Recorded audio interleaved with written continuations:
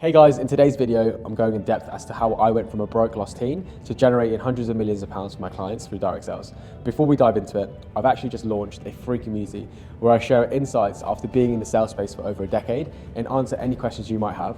I'm creating this as a resource to be the community I wish I had at the beginning of my journey, so that you can see success at a much faster rate than I have. Join my free community. The link is in the description, and I look forward to seeing you on my next weekly call. I'm Ron Mahiko. I've generated my clients £438.3 million, all offline through in-person sales. I've worked with the likes of major commodity companies ranging from broadband, energy, non-profit organisations and the renewable energy sector. And for those that think I'm chatting shit, I'm not. If you Google my name, you'll probably find some negative press, things that I wouldn't say are an accurate representation of who I am.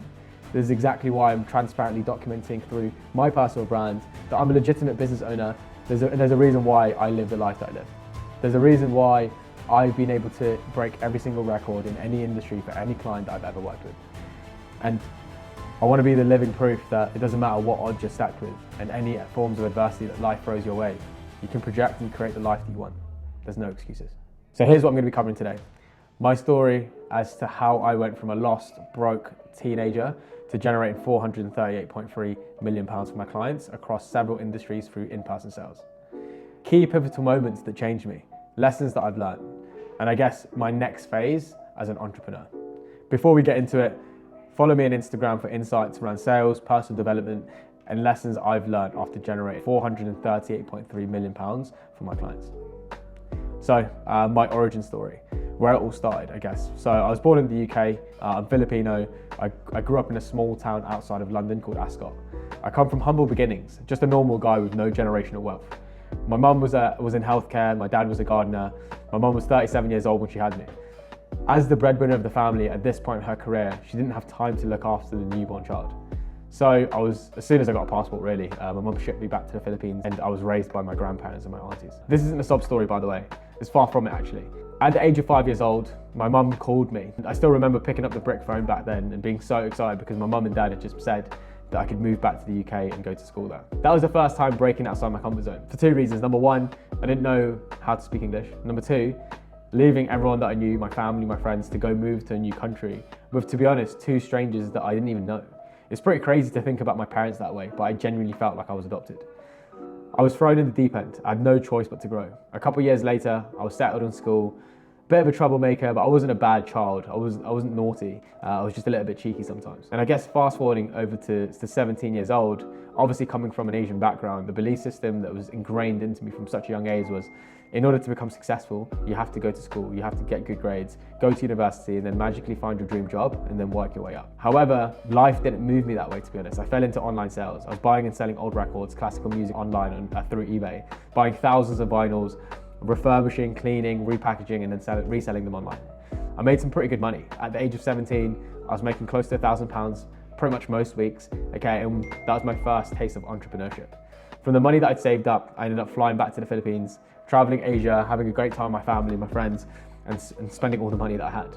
I came back to the UK, unfortunately, broke, unemployed, with no stock, and I guess I was never gonna rely on my parents for anything. So I had 3 months left before I was meant to start uni. I didn't want to waste my time. So there wasn't really any other choice other than to get a job. It's funny to think about it really, because I never thought that I'd get into sales. I never even thought that it was a thing. I actually can honestly say that I got tricked into sales. I was applying for numerous different job roles across different markets, and the industry that I was the most interested in was marketing. And I guess the reason why it was the art, like media, were subjects that I really enjoyed at school. So if I enjoyed that at school, I thought I might as well pursue it in the real world. So when I heard marketing and some of the job adverts, it flared an interest in me, and I thought that I'd do well in that type of business. So I came in for my first interview. The first round interview went really well. I was invited back for a second round interview, and that second round interview, I didn't really know what to expect, okay? They told me to wear comfortable shoes. I was like, why do I have to wear comfortable shoes? But I ended up getting taken to a council estate and started knocking on doors. The person that was interviewing me actually gave me a ton of tasks throughout that whole interview. I guess it was to distract me from what was actually going on. But to be honest, I just wanted the job anyway. Like I wanted any job, and it seemed like fun. The conversations they were having were fun. They explained commission only in the interview as well, on the lunchtime. To be honest, I didn't actually know what commission meant. The way that it was explained to me was, if you sell more, then you get paid more. And to me, that sounded really good. Like I saw all the positives from it. I didn't actually see any negative thoughts towards commission only. Like not making money to me didn't even cross my mind, because my mentality in my head at that time of my life was, whatever that I'm going to get into, whatever job I'm going to go into, my goal is to learn and to do well. So I knew that I was going to do well. I got offered the position that day, and that Thursday, the next day, I started. I guess that was my first start of my career in sales.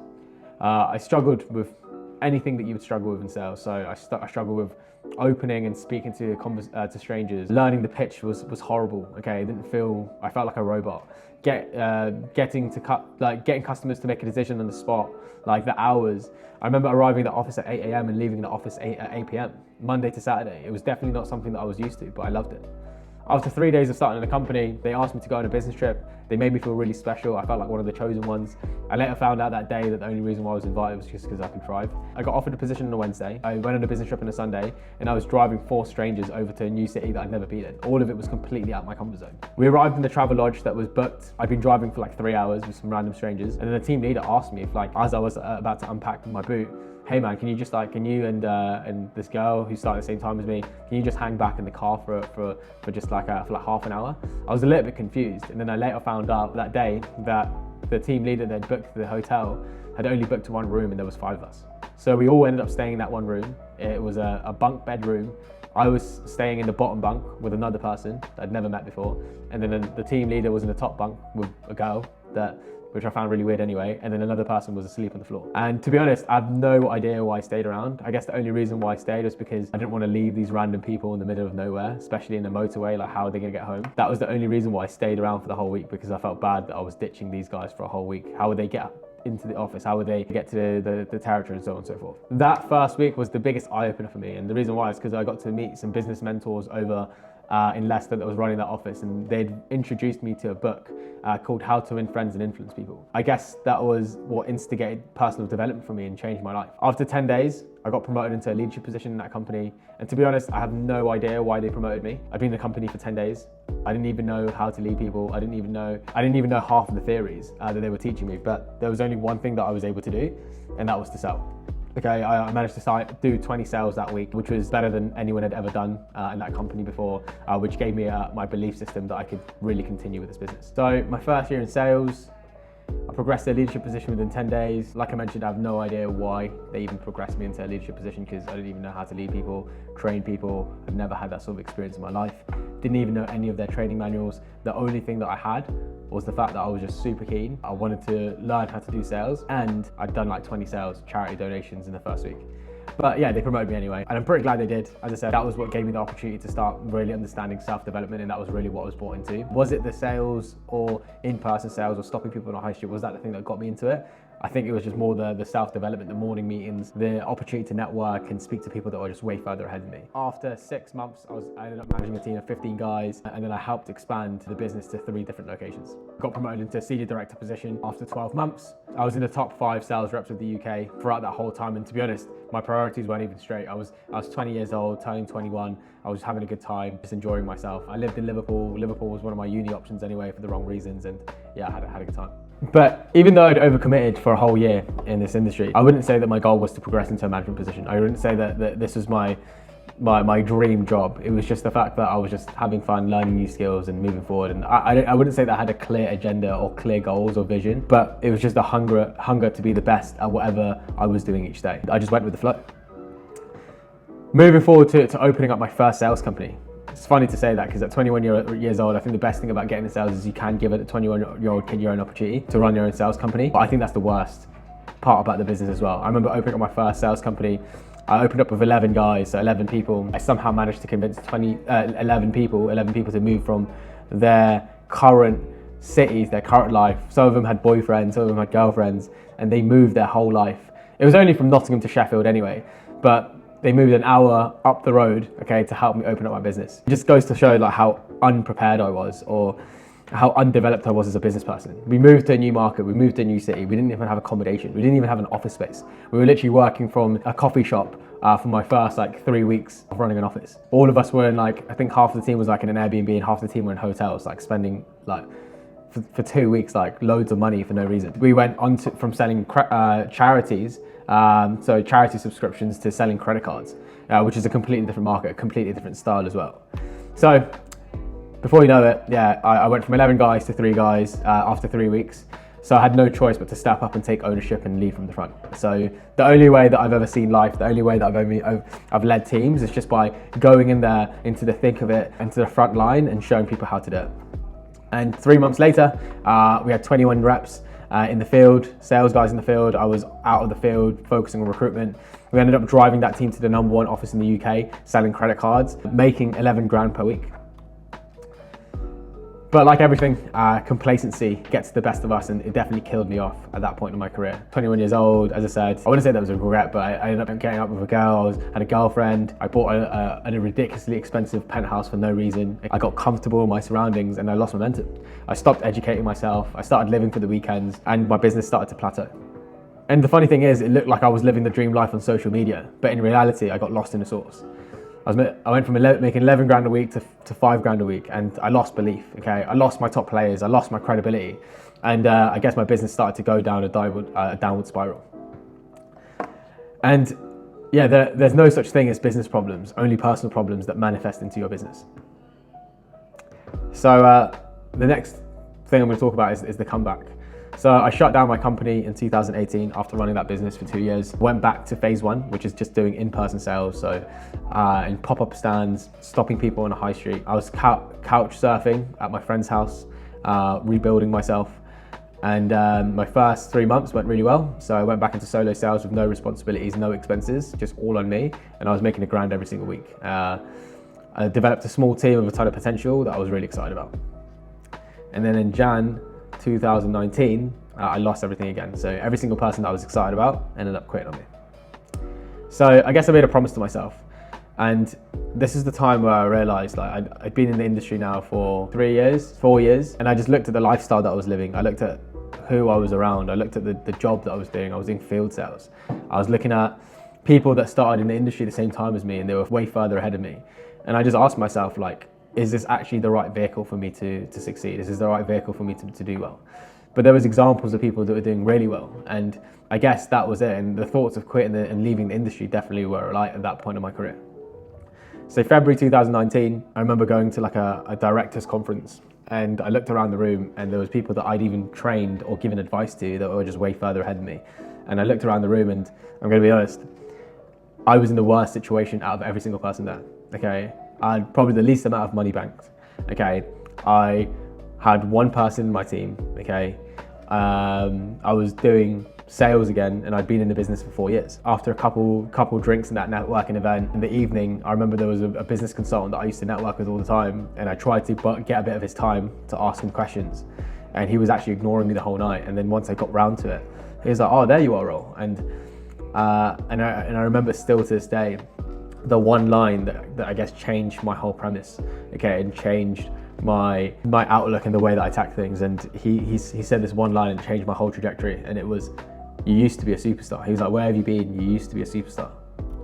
And I guess after that night, I had to reevaluate my goals, and I had to look and set a new target for myself. Like, again, I came into the industry and I was just a young, like, teen that was lost, that didn't really know what to do, but was just keen and hungry and just focused on the day-to-day mechanics. And that's the reason why I was able to create results. When I opened up my company the first time, I just wanted to get, like, when I was in sales, I just wanted to be known as the best sales guy. When I was a new team leader, I wanted to be known as the best team leader, the best trainer. When I was starting to interview, I wanted to be known as the best person that recruited the best talent. And when I progressed into like a director standpoint, okay, I wanted to be known as the best new director. And when I knew that I didn't hit that goal, then I started to focus on the wrong things. And yeah, I went back to the basics and stopped competing, and I just started conquering the day-to-day mechanics. And I just dialed in for a year straight, okay? And I'm not saying that every single person has to do this. Some people have to have 8 hours of sleep a day. I just didn't. My confidence grew from just doing the basics to a really high level. And my mentality was, whatever I lacked in skill or experience, I have to make up for in hours. And that's what gave me the confidence to know that I was doing more than every single person. So I'd wake up at 5 o'clock every single morning, I'd head to the gym, I'd be in the gym for an hour in the morning, I'd go straight into a coffee shop at like 6:45. I'd be in that coffee shop until 7:45. I'd come into the office at 8 a.m. Okay, I'd be in the office, run workshops, be part of the interview process, help train people. I'd set the pace in the field. I'd produce the biggest numbers. Okay. Before I'd leave to go home, I'd catch up with the director. I'd find out everything that worked well for the business that day, what it needed, what value could I add. I'd run through my day, what I can improve on every single day. And whoever were the top people in the office, okay, who had the information, those are the people that I would hang out with, okay? And I'd get back home at like 10 o'clock, 11 o'clock every single night, put my head to sleep at 12 o'clock. And I guess that was my everyday schedule, 5, 6, 7 days every single week. For pretty much a whole year. And then people wondered as to what I did so special, or what I just put in the hours, man. And that's what allowed me to rebuild the momentum. And going into Q2 2019, I became the top sales rep in the UK. I was doing £2,000 worth of solo sales with no business expenses. So I was banking cash. I was reinvesting all my money back into the team. So whoever I was excited about, I would take them on business trips. I would pay for their Airbnbs. I'd pay for their dinners. Okay, I remember like on a week-to-week basis, okay, every Monday night, I would take all of my guys that I was training, okay, for a dinner, okay, and I'd pay for every single person's dinner every Monday. I'd spend like an extra £200, £300 every single week just for everyone's food, just so I can give people some extra additional information every single Monday. I found talent. Like the people that I was looking for, I ended up attracting just by becoming that person, which allowed me to scale. I started to become recognized within the industry as a killer. I started to become recognized in the industry as someone that was taking it seriously and moving it and innovating it to the next level. And in the beginning of Q4 2019, I got the opportunity to open up my own sales office again with a team of 16 people. That 16 people eventually turned to 34 people, which eventually turned to 60 people, which eventually turned to 120 people. And there was a new game plan set in place. There was a new set of skill set that I learned, okay? And there's a new set of belief systems that I had, because I'd already gone from doing well to going backwards to conquering and doing better again. And I'd learned from my original mistakes. We started breaking records. So after 6 weeks, we were the number one sales office in the UK in my industry. We broke every single industry record there was known. And I ended up promoting 2 people to the same position that I was at. As we were planning the expansion to new cities to fulfill our clients' demands, as a byproduct of obviously the results we were able to produce for the clients, I ended up personally making £150,000 over the course of those 6 months after expenses.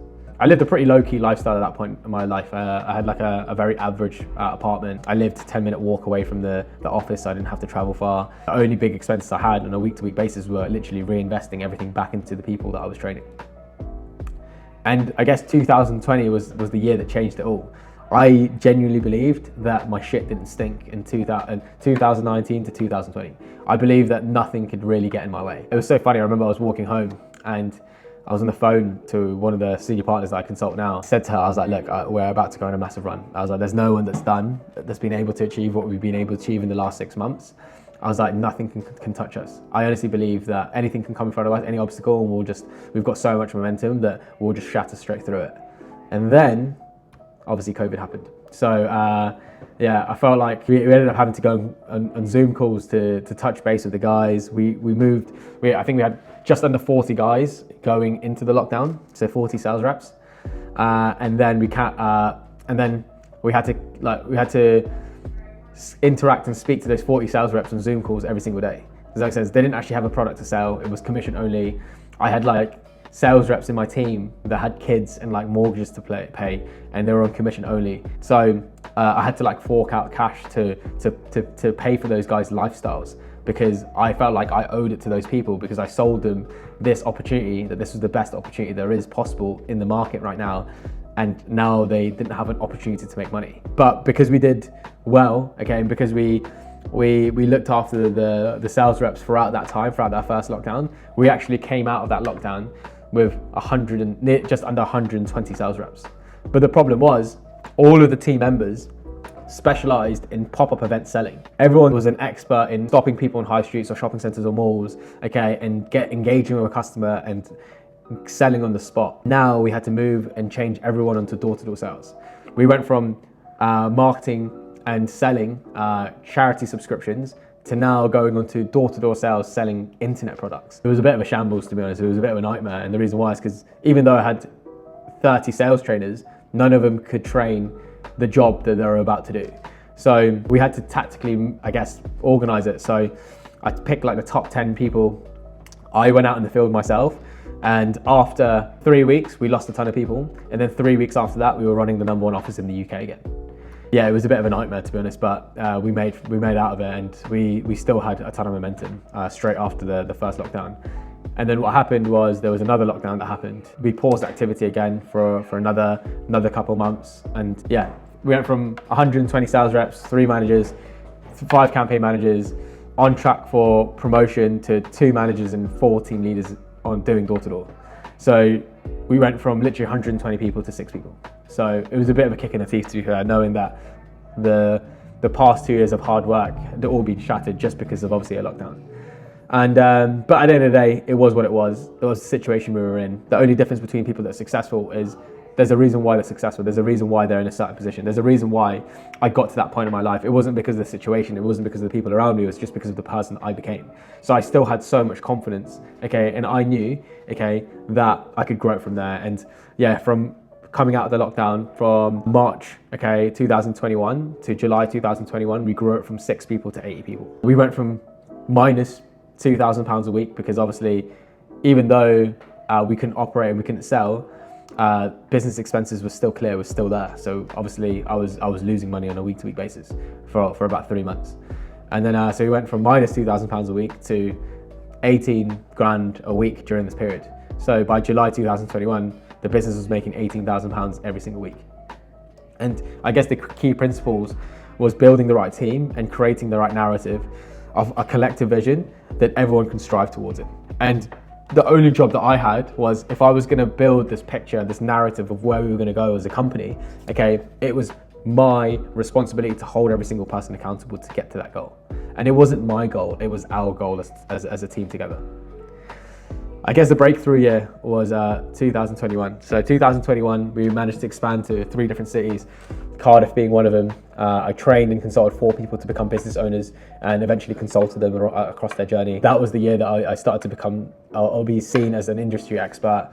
There was nicknames that were joking around, that flew around of me being a tornado or a tsunami. Any market that I'd go into, I'd break records, or I'd out-recruit every single person. I'd drive the best sales averages. I ended up promoting another 5 people to senior partners, and I lived in one of my dream apartments, traveling the world every single month and consistently making 25 grand as a business every single week. 2022, I won the sales director of the year, business owner of the year, biggest growth award, and promoted to a regional consultant position.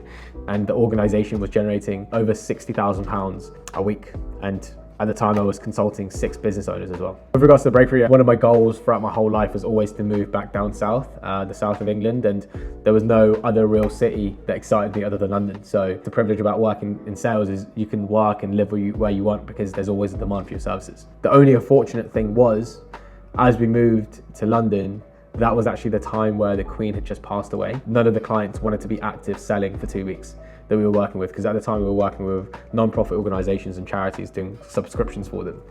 So none of them wanted to be active for 2 weeks. I guess the ball ache was I just invested nearly £120,000 to move to London. So that was for the office space, that was for paying for my apartment for 6 months. And in addition to that, I was moving with 17 self-employed sales reps from Wales to London as well, which is a terrible move because so those guys shouldn't have even been invited. Does that make sense? Only really 6 guys were good out of those 17. But the only reason why we moved all those guys is because they were all excited to move. Unfortunately, even though they were good salespeople, the majority of them didn't have the competence to find their own Airbnbs, and they'd all committed to moving to London. Some of them didn't have a place to live. So I ended up having to pay for 17 people's accommodation for 6 months, which ended up costing me an additional £20,000 of unexpected expenses to look after that team. Moving to London was really where I took the big fish out of a small pond. And in every market that I've been in, being in Reading or being in Liverpool or being in Nottingham or in Sheffield or in Cardiff or in any other city, I always felt like I was a big fish in a small pond. And the reason why is because naturally, normally, not that many people make over 100, 200 grand a year or make over 6 figures at my age. Does that make sense?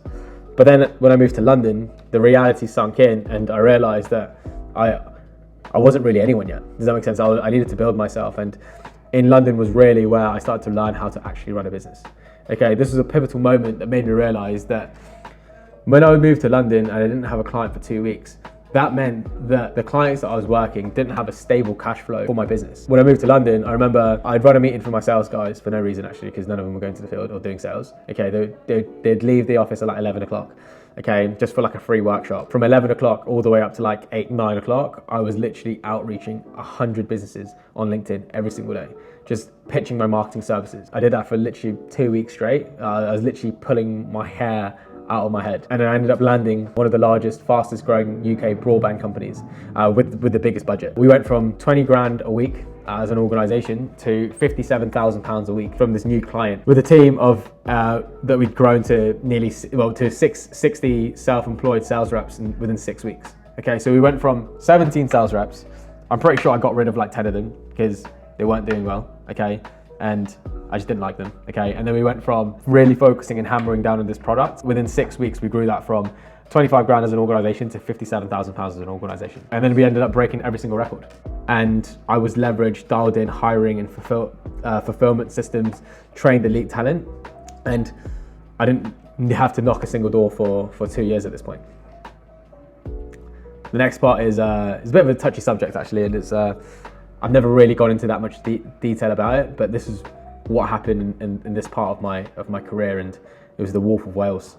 So January 2023, we just got on a massive run from September to January. There was a phone call that started it all. So one of the business owners that I consulted over in Wales that I'd personally taught and trained and left in Cardiff to open up his location, I got him a contract with one of my clients. He basically picked up a phone call with a journalist and pretended to be me and somehow pissed off the journalist. So that journalist had some sort of vendetta against me. A couple of days later after that, they asked me to email them over some answers to some questions they had. Can't even remember the details, but a month later, I was on an annual top performers ski trip that we organise every single week for top performing sales reps in each office that I consult. Yeah, and then there was an article that came out about me. Yeah, I didn't even get to enjoy my ski trip, to be honest, because my legal team and my PR team were messaging me the whole time that there was an article coming out that was going to tainted my image. The next part was just fighting the fire. So I phoned the journalist, I answered a couple of their questions. Previous underperforming sales reps were interviewed. Some of them didn't have a good